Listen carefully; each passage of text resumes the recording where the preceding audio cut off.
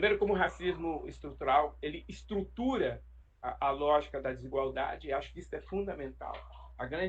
O grande mecanismo que tem permitido, do ponto de vista material e político, da estruturação do racismo se legitimar dentro de um espaço é que ele estrutura uma lógica de desigualdade brutal na sociedade brasileira, brutal, que privilegia 1% da população, tem como mecanismo de transferência de renda para 17% da população e 80% da população vive em condições muito difíceis, muito vulneráveis. Né? Talvez o dado mais interessante, mais fundamental dessa ideia é que hoje nós temos 38 milhões de pessoas que estão na categoria de descartáveis. São pessoas que não têm nenhum tipo de assistência dada pelo Estado. O Estado não conhece essas pessoas, foi conhecer agora a partir da pandemia provocada pelo Covid-19. Eu gosto até de dizer o seguinte: nós vivemos uma pandemia permanente. A desigualdade social é a grande pandemia do Brasil.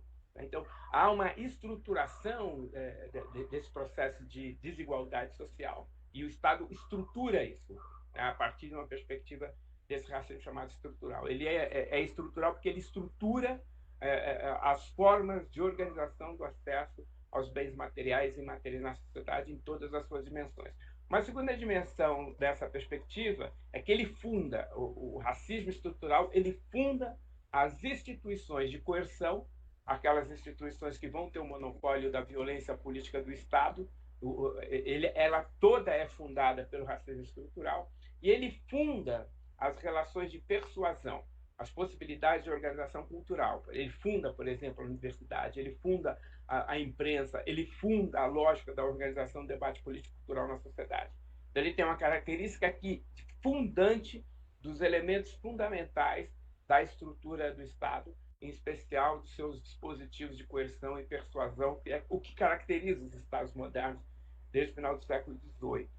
E ele replica o racismo, ele replica a partir de categorias que fazem com que o cotidiano da população não branca, fora desses padrões patriarcais capitalistas supremacista branco, sofre todo o processo cotidianamente das suas violências simbólicas, do ponto de vista de não ver espelhamento de seus universos simbólicos naquilo que é apresentado dentro dessa estrutura política social, e física em escalas e gradações diferentes, em escala e gradações distintas, em espaços diferentes, que não tem nada de cordialidade, não existe nenhuma cordialidade nesse processo de replicamento permanente das violências físicas e simbólicas do racismo estrutural numa determinada sociedade. Esse pressuposto acho que é importante para que a gente possa compreender, a partir daquilo que nós temos discutido, o que é o racismo estrutural. Ele estrutura a lógica da desigualdade social, ele funda as instituições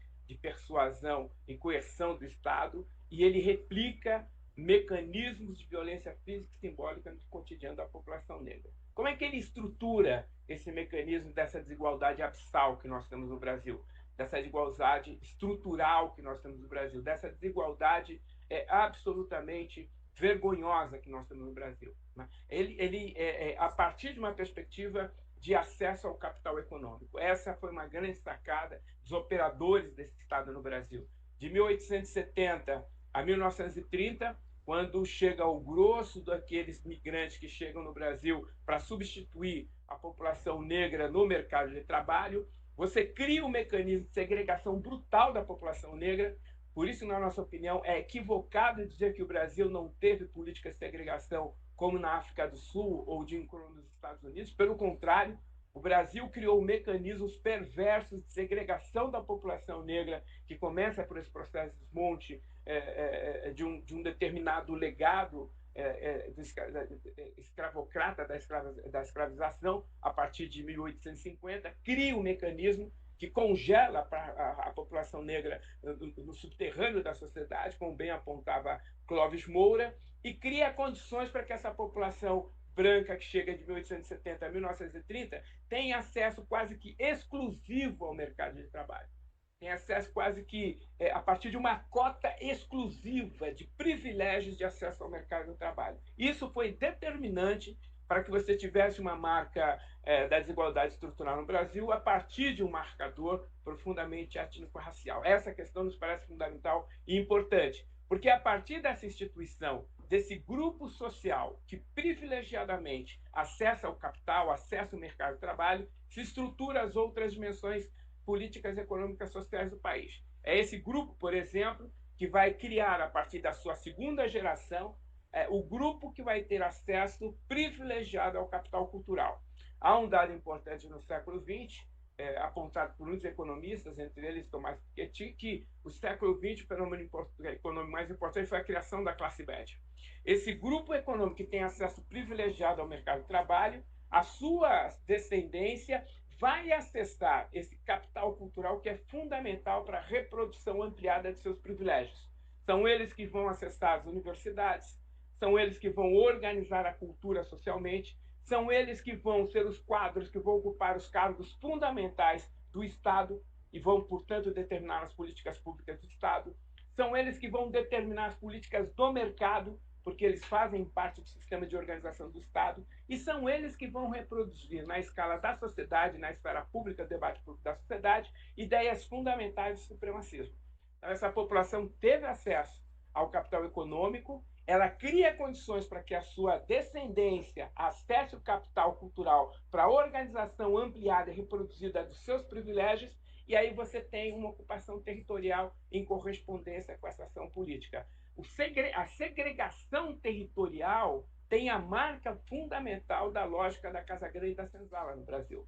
Você tem áreas concentradas que têm profundos equipamentos sociais, acesso à educação, à saúde, água potável, saneamento básico, com tratamento. Você tem toda a lógica de uma sociedade iluminada, como vai dizer Milton Santos, e ao lado de uma população ou de uma comunidade que está totalmente destituída dessas possibilidades.